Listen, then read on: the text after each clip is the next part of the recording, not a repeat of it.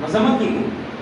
حتیٰ آج دنیا کے معاملوں میں بھی جو بینکی سسٹم ہے جن کا اچھا سسٹم ہے وہ زیادہ سودی معاملے نہیں رکھتے, کیونکہ وہ لوگ سمجھے یہ سود کا معاملہ دنیا کو کہاں کھینچ لے جاتا ہے, پورے لوگ بدبختی کی طرف کھینچ لے جاتا ہے. اور اسلام نے اس کو پہلے سے منع کر رکھا. لوگ اس کو ایک بہترین تجارت سمجھتے ہیں سود کے معاملے کو, حتیٰ سود کی تجارت کو بدترین طریقے سے اسلام نے منع کیا.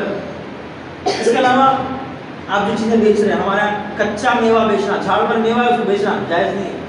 اس کو میوہ پہلے ہونے دو, اس کے بعد بیچ سکتے ہیں آپ. یہاں میوہ پکا تو پھر بیچ سکتے ہیں, یہ نہیں کچا میوہ ہے اس کو بیچ رہے ہیں آپ, یہ سب پہ جائز نہیں ہے. ایک دوسرا ایک معاملہ ایسا ہے کہ جو چیز آپ بیچ رہے ہیں اس کی اہمیت ہونا چاہیے.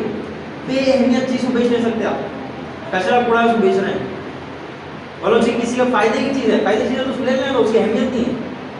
کوئی ایسی چیز ہے جس کی اہمیت نہیں ہے, بے اہمیت چیز ہے, اور اس کو آپ بیچنے بیٹھے, سامنے والی ضرورت ہے اس کو بیچنے بیٹھے ہیں, اسلام اس کو منع کرتا ہے.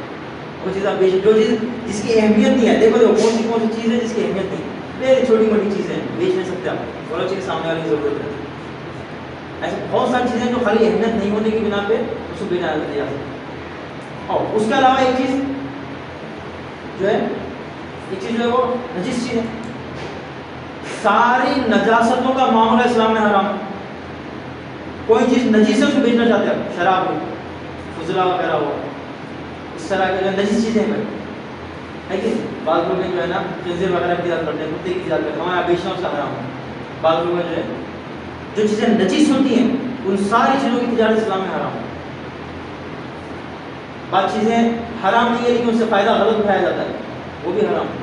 اس کی تفصیل ہے پوری کیا چیز جو ہے نجیس نہیں ہے اور جو ہے اس سے فائدہ غلط اٹھایا جاتا ہے. مثلا آپ کی لکڑی ہے بیچنا جائز ہے, لیکن سامنے والا بت بنانے کے لیے یا کرسچن کا سمبل بنانے کے لیے اس طرح کی مندر کے لیے چلنا چاہتا ہے, بس آپ نہیں بیچ سکتے اس کے لیے. یا کوئی آدمی صحیح چیز ہے اس کو غلط فائدے میں لانے کے لیے مانگتا ہے, انگور مانگ رہا ہے آپ سے شراب بنانے کے لیے, یا کوئی چیز داڑھی آپ کی لے رہا ہے کسی پہ ظلم کرنے کے لیے, ہے کہ نہیں. کوئی آدمی حرام معاملے کے کرنے جا رہا ہے اس لیے آپ کی گاڑی مانگتا ہے, آپ نہیں دے سکتے اس کے لیے, یہ معاملے حرام ہے. تو یہ سب چیزیں فقہیات ہیں, ان چیزوں کو جو ہے دھیان میں رکھنا ضروری ہے. وقت ختم ہو گیا, میں اور پھر تفصیل رکھنا چاہتا ہوں.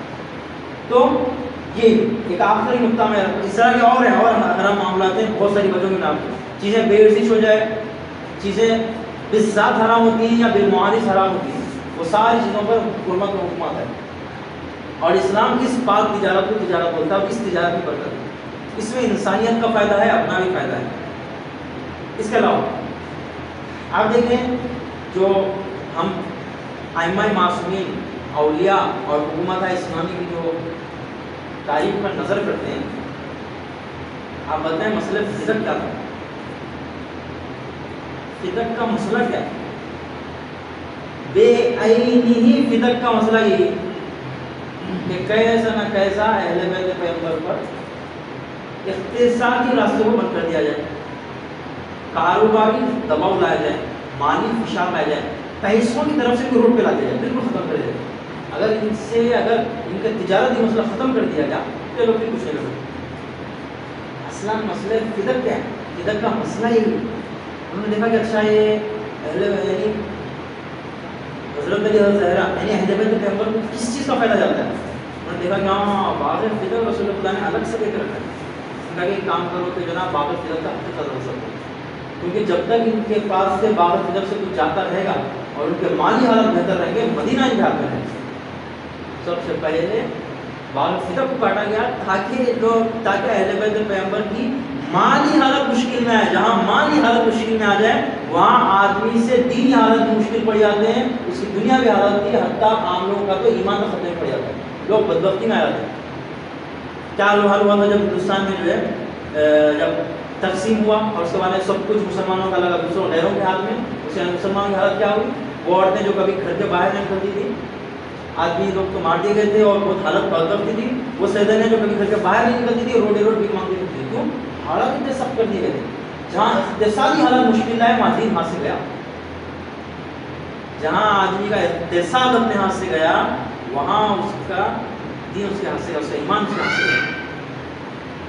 جس کی دنیا تباہ کر دی گئی اس کے پاس دین بھی نہیں بچتا.